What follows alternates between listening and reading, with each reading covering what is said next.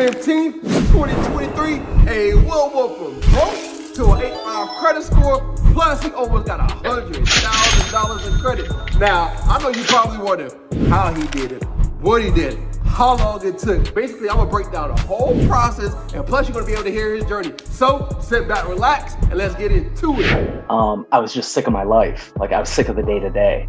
Like, I still like myself. Like, I love who I am. I can entertain myself. I can learn things. Like, I stay interested, but my 24-hour cycle, I wasn't down with, and I wanted to change it. So, and I knew, because I used to have good credit when I was younger, and then it got bad, and then I just didn't care. Like, I turned my back on it for 5, 6, 7 years, something like that. I was like, I don't need credit. I had enough money that I was just debt free, and I was really proud of that. Like, it meant a lot. I got no debt, and I got 2 years worth of expenses saved. So I felt like I was good, but I wanted to start leveraging real estate. That was my big thing, was that I wanted to get into multi-units.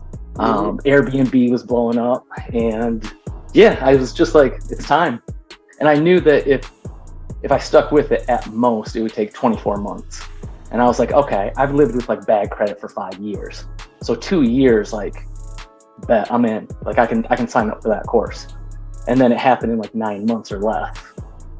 So I just pulled a stack over the weekend. I got 3 new credit cards and an auto loan. And it was like $99,500 just in one day.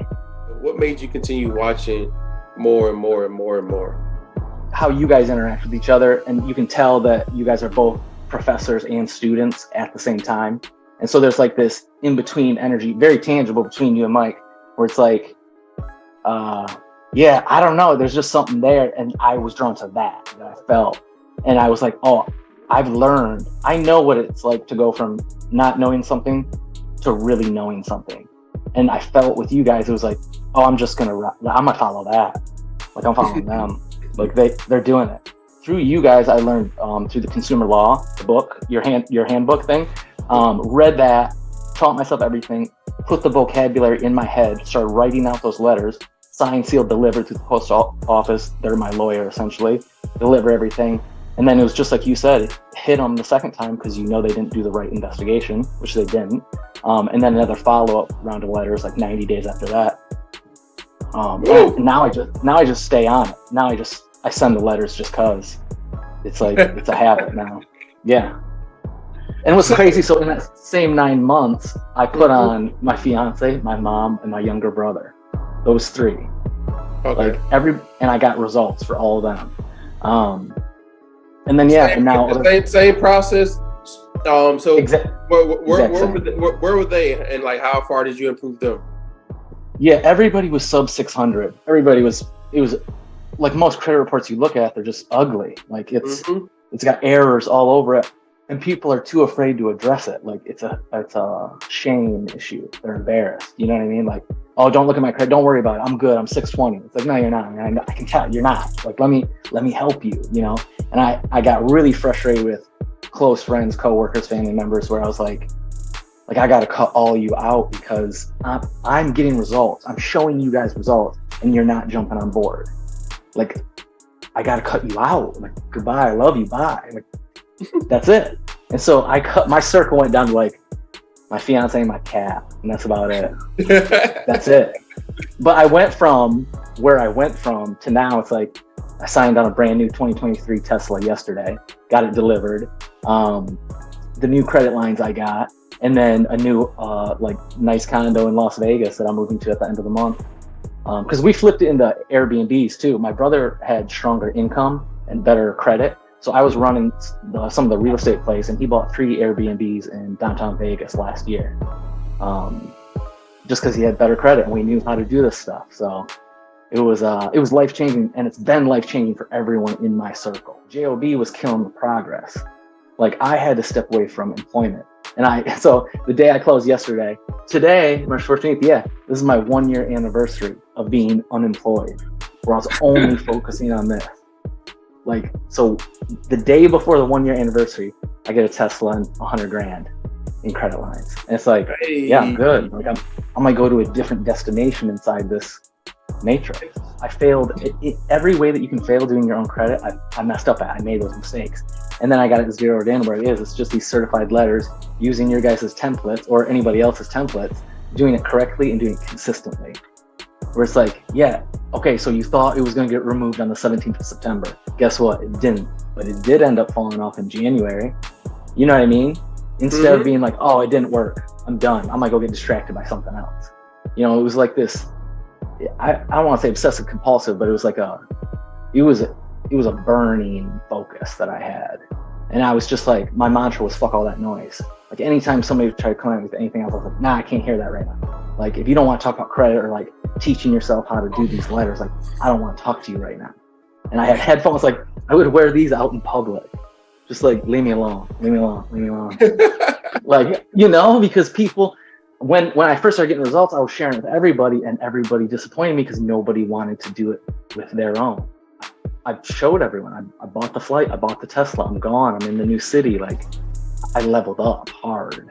It was like taking an elevator in life. I went to I'm on a different floor as of yesterday at 11 a.m.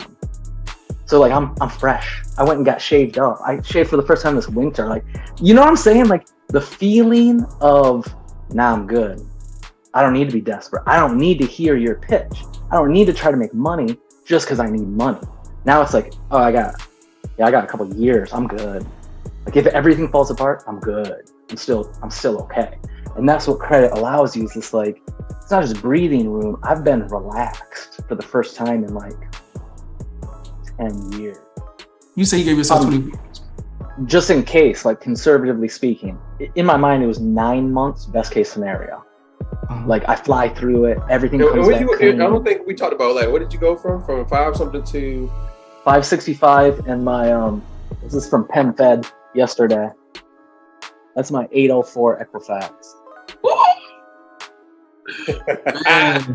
That's crazy. Man, that was crazy. So I'm gonna break down everything he did in 8 steps, right? So the first step you want to do is what? Download your credit report and see what's really going on, right? Here's where you want to go. You want to go to Identity IQ, right? And see an overview of like what collections you have, inquiries, and everything if you have a bankruptcy. And then after you want to do that, you want to analyze your credit report, right? And you want to look at line item by line item, because guess what? I guarantee some stuff is inaccurate, right? Now, after you do that, step number 2, what you want to do is clean up your personal information, because all that negative accounts are attached to your personal information, right? So what you want to do is detach it. How you going to detach it, right? You're going to go to Experian.com and create a free account with them right now. Once you create a free account with them, here's what you want to do, right? You're going to act like you're going to dispute, and then you're going to see your name, your personal information, your address, your phone number, work history. You probably got a spouse on there. Everything, a lot of stuff is gonna be incorrect. Now, how are you gonna dispute that, right? You're gonna go to Dispute Panda and go ahead and send off a letter with personal information, right? Now, step number 3, here's what you wanna do. You wanna freeze those snitches, right? You wanna hush those snitches up. Now, after you hush them up, you also wanna dispute with them. And how can you dispute with them? With Dispute Panda and use a static attack to knock them out, right? Now, step number 4, what we wanna do is set the credit bureaus up. How do we set them up? We're gonna tell them to reinvestigate every last negative account, right? Now, we already know that they ain't gonna do it. So step number 5, we're gonna wait 30 days, right? Now, after we wait those 30 days, what we want to be doing in the process of waiting those 30 days, we want to be adding positive accounts onto our credit report, right? Because if you remove everything and you have nothing, then you ain't gonna have no credibility with these banks. So what we want to do is build credibility with the banks, right? Go to a local credit union, open up a savings account, get a secured loan, get a secured credit card. And once you do that, here's what you want to do. You want to go ahead and add rent reporters, Rental Karma, and also Ava. Right now you have multiple accounts onto your credit report, right? That's reporting on-time payment history. Now, after you wait those 30 days, guess what? 9 times out of 10, either the credit bureau is gonna say, hey, your stuff is updated, verified, or they're not gonna respond, or guess what? You might got some results, right? Congratulations if you got some results. Now, after, if they say, hey, everything was verified, guess what you want to use? You want to use 15 USC 1681 I number 5, because guess what? They're supposed to modify and update everything, right? So what I mean by that, the open date last active, everything has to be 100% accurate, right? And if it's not 100% accurate, guess what? You can get that removed from your credit report, right? So you want to use the CFPB and leverage the laws and show them how they didn't do what they're supposed to do according to 15 USC 1681I, right? And then after that, you want to repeat the process over and over and over again, right? And after you get everything removed, guess what you want to do? You want to go ahead and go to the bank that you actually create a relationship with and apply for funding. And what we're going to use with that money, we're going to put into income producers assets that's going to pay us like clockwork. And that's basically what everything he just did. Now, if you have a collection, charge-off, bankruptcy, eviction, student loan, and you want to know how to do an in-depth process on how to knock credit bills out, hey, all I want you to do is just go ahead and watch that video right there.